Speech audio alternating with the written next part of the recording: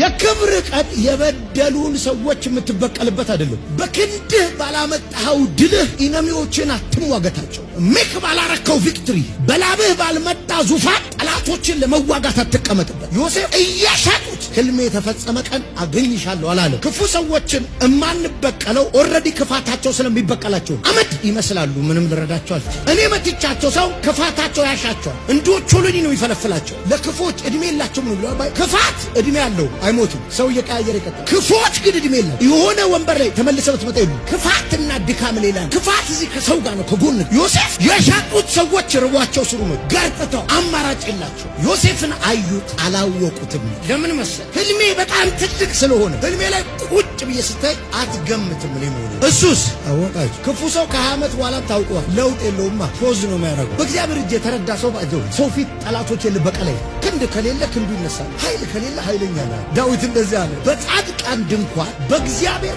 ክንድ በተገኘ እልልታ፣ በእግዚአብሔር ክንድ በተገኘ ድል ታላቅ ደስታ ጮህ። ድል ባይዘው አንተ ከሰራኸው አያስጮህ።